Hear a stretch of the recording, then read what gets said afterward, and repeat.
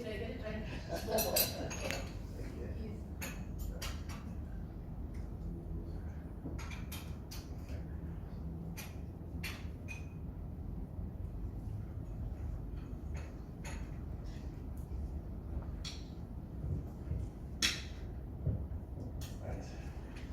Good morning, everyone. Good morning. Good morning, everyone. Good morning. Okay, so I'm going to ask you a big favor. Everybody, please take out your phones. Everybody. How many people are in here? Okay, what? Hundreds? So if we're 100, why isn't the Africa we want trending? Okay, so before I start my speech, I want everybody either to take a selfie or to take a picture of me and tweet about one thing that you've learned about today, right? Just tweet about it. If you're not on Twitter, put it on LinkedIn. If you're not on LinkedIn, put it on Facebook, on Instagram. Let's just do that for this next 2 minutes. By the way, this is not part of my 5 minutes. So let's do that. Everybody, let's tweet the Africa we want, right? On Twitter, you can also tag Agenda 2063N, right? And on Instagram, it's Alda_Nepet. Let's do that. Because you know what? We all have these machines. Why is it that when a celebrity breakup happens, things trend? And why is it that when we have a developmental event like this, it does not trend? No one knows about it. And it comes out at the back page of the newspaper. Why is it that we are not using the tools that we have in our hands to change our world? If you have a message, why can't we amplify it together here, right now, and change and shape destiny? Because how many journalists do we have in the house? How many journalists? The guys who shape our thinking on a daily basis? Why aren't we using this platform at this very moment to tell the world that Africa is rising, right? Remember, that thing was actually created by someone in Europe and told us Africa is rising. And we just followed like sheep. So have we tweeted? Are we tweeting? Okay, 1 more minute. Let's tweet the Africa we want. Let's talk about it.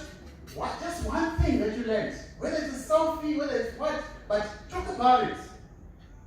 That's the power you and I have.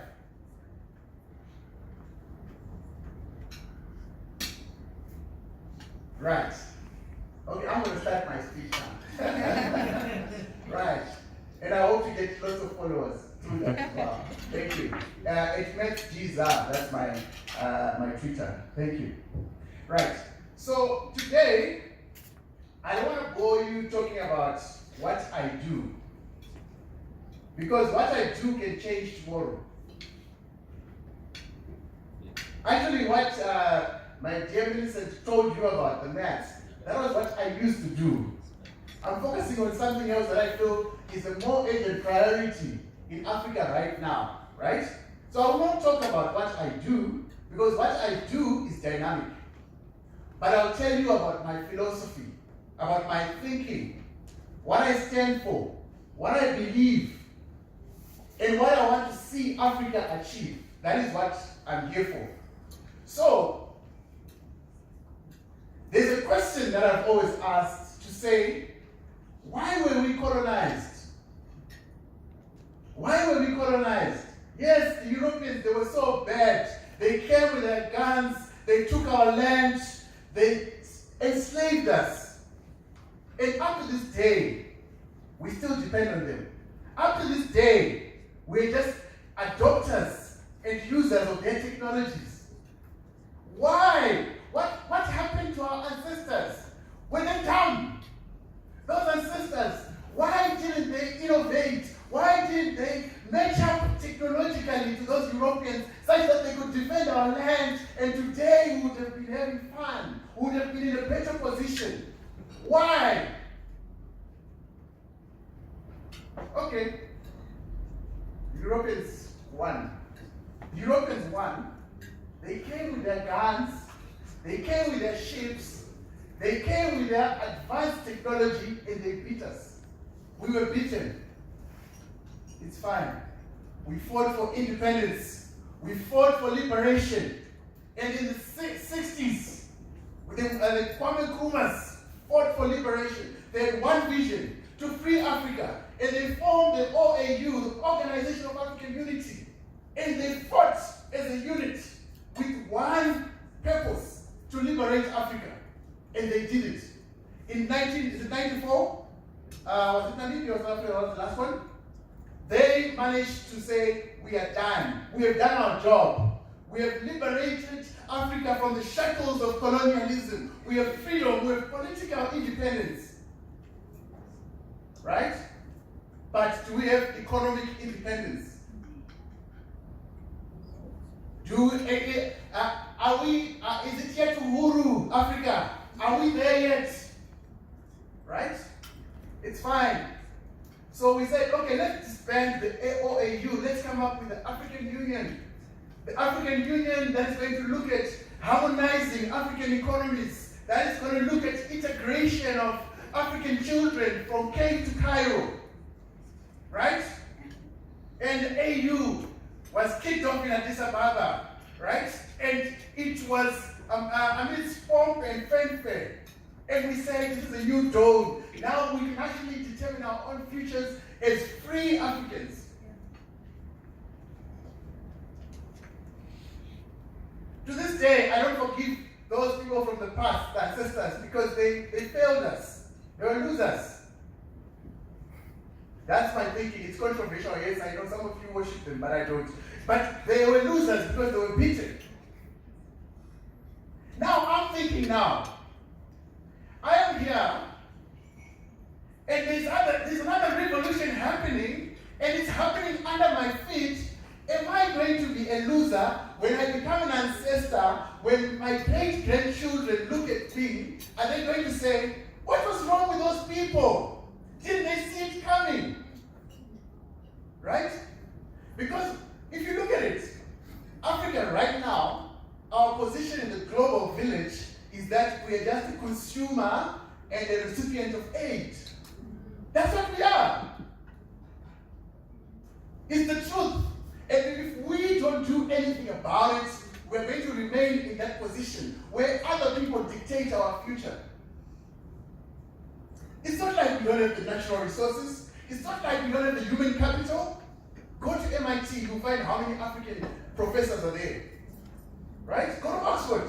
You'll find some of the amazing brains from Africa are right there. So what is our problem? We're educated, we have the resources, we have everything. Why aren't we moving forward?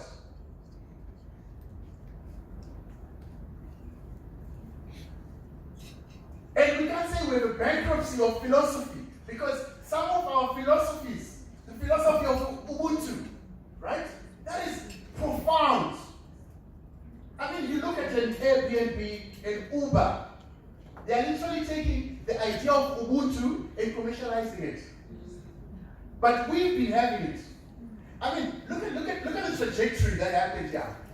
Individualism flourished in the West. But they realized that individualism doesn't work, so they are going back to the sharing economy. But we have the sharing economy embedded in our cultures. But we are striving to be individualistic. But the West has already turned and said, come guys, we need to share. This is unsustainable. So we have it. We don't realize that we have it. And like I said yesterday, when during the media group yesterday, I said I had to realize my love for Africa as a continent when I had listened to a Nobel Prize winner, professor at Oxford, Professor Paul Collier, who knows Africa more than most of us. Right? So, let's look at it, right? We need to be able to think. If you look at your Steve Jobs, your Bill Gates, all these other ones who have made it in the technological space, they did not go out to make products.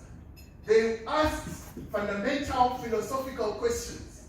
Because we find Bill Gates, Steve Jobs, they were part of EFF, right? Not Julius Malema's EFF, but the Electronic Freedom Frontier, where they said we envisage this internet that we are creating that is going to liberalize and democratize the access to information and value, right?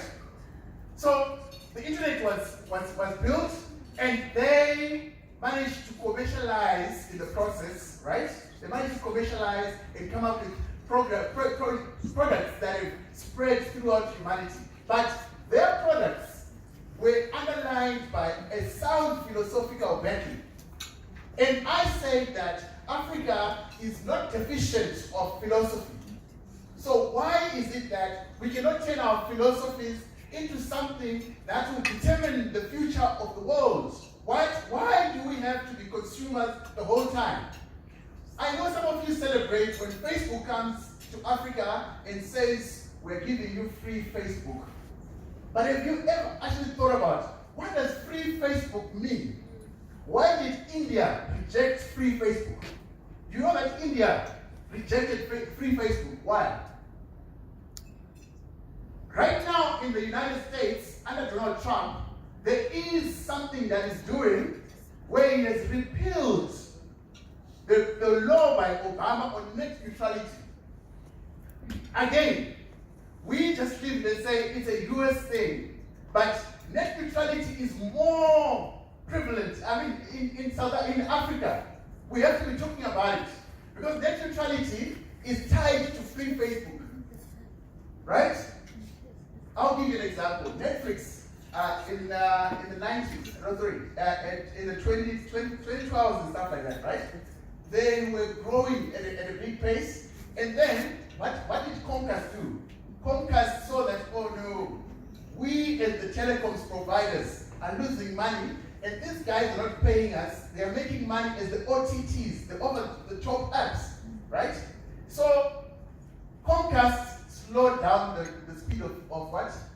Of Netflix. So that now that Netflix is paying Comcast, they are now in the information superhighway. So you find that there is no equality. Facebook, Amazon, Alibaba, all these guys, they are on the information superhighway. They own the infrastructure. We are happy because we're here on top doing apps. But are apps going to revolutionize Africa? So as African youths, we need to change our thinking and look at owning the infrastructure. Because if you do something on the app, on the Android App Store or iOS, that data belongs to who? Steve Jobs. So we have to own the means of production. Even with land, let us think about it. Thank you very much. Africans, let's change our thinking. Let's push for action. Let's come up with products that are meaningful. Thank you.